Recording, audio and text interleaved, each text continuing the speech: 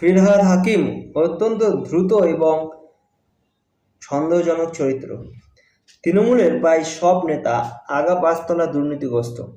মমতা বন্দ্যোপাধ্যায় এই দুর্নীতিকে আশ্রয় করে দলকে শক্তিশালী করতে চেয়েছিলেন। তৃণমূলের চরম শিল্প বিরোধী ভাবমূর্তি এবং রাজ্যে কোনো বিনিয়োগ না হওয়ায় তৃণমূল যে কোন কর্পোরেট ফান্ডিং পাবে না তা নেতৃত্বের কাছে স্পষ্ট ছিল। মমতাকে ওর ঘনিষ্ঠ বৃত্ত হয়তো এই বুদ্ধি দিয়েছিল, দুর্নীতি প্রাতিষ্ঠানিক আকার নিতে কখনোই পারে না যদি না একবার সর্বোচ্চ নেতৃত্বের সমর্থন থাকে। দুর্নীতির বিপুল টাকা তৃণমূলকে বেশ কিছু বছর ডিভিডেন্ড দিল, শেষ পর্যন্ত মমতা কিন্তু সততার প্রতীক থেকে চোর হয়ে গেছে। ক্ষমতা থেকে কালের নিয়মে অনেক মুখ্যমন্ত্রী চলে যান, কিন্তু প্রাক্তন মুখ্যমন্ত্রীকে দেখলেই জনতার চোর চোর স্লোগান কিন্তু একটি বিরল দৃষ্টান্ত। যাই হোক, আজকের আলোচনায় তৃণমূলের দুর্নীতি নয়, বরং এমন একটি রহস্যময় চরিত্র যে একদিকে চেতলার দুর্গাপুজো করে, মুখে সেকুলারে বুলি আওড়ায়, আর অন্যদিকে নিজের ধর্মীয় বৃত্তে গিয়ে হিন্দুদের দাওয়াতে ইসলাম দেওয়ার কথা বলে এবং বিশ্বাস করেন হিন্দু হয়ে জন্মানো অভিশাপ। উনি যদি আর 5 জন ধর্মান্ধ মৌলবাদী মুসলিমের মতো একজন হতেন, আমার তেমন কিছু মনে হতো না, কিন্তু ওনার কার্যকলাপে আমি খুবই শঙ্কিত। উনি যে কেবলমাত্র কলকাতাকে মিনি পাকিস্তান বলেন না, মনে প্রাণে বিশ্বাসও করেন কলকাতা সহ বাংলা একদিন মিনি পাকিস্তান হবে, এবং স্বপ্ন দেখেন তার জীবদ্দশাতেই মুসলিম জনসংখ্যা 50% পেরোলেই এই পশ্চিমবাংলায় উর্দু হবে সরকারি ভাষা। তাই কলকাতার মেয়র এবং পৌর নগরায়ণ মন্ত্রী হিসেবে উনি চেষ্টায় কোনো ত্রুটি করেননি। বাম আমলেও তোষণের কারণে প্রচুর পরিমাণে অবৈধ নির্মাণ হয়েছে কলকাতার বুকে।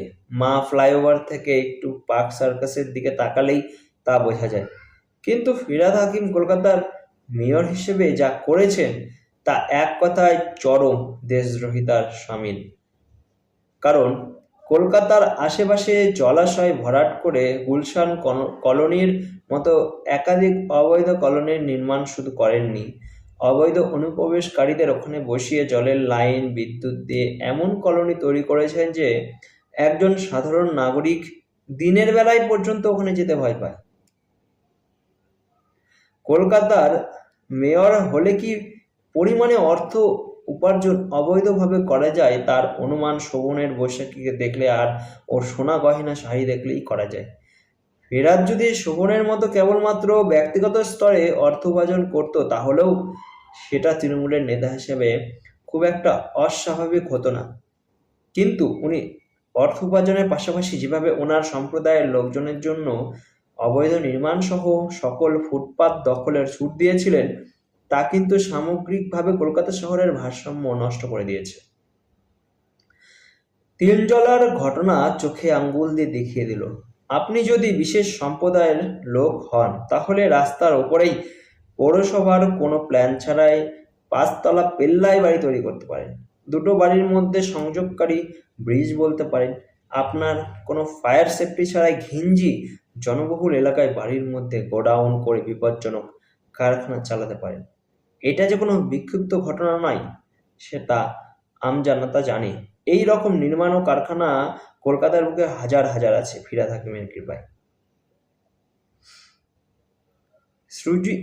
সুজিত বোস অ্যারেস্ট হয়েছে দক্ষিণ দমদম পৌরসভায় ঘুষ নিয়ে অবৈধ নিয়োগের জন্য।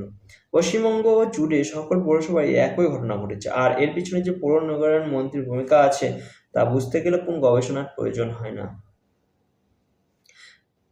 তাই নতুন সরকারের উপর সাধারণ বঙ্গবাসীর অনেক প্রত্যাশা, অনেক কঠিন সিদ্ধান্ত নিতে হতে পারে। তোষণের রাজনীতির পুঁজি করে যারা ক্ষমতায় থাকে, সেই সিপিএম এবং তৃণমূল যে অচিরেই সংঘবদ্ধভাবে সংখ্যালঘুদের উপর অত্যাচার হচ্ছে বলে রাস্তায় আন্দোলনে নামবে তা দিনের আলোর মতো পরিষ্কার। তাই বুদ্ধিশুদ্ধি সম্পূর্ণ সাধারণ নাগরিককে সর্বদা বর্তমান সরকারের পাশে থাকতে হবে এই জঞ্জাল সাফায়ে।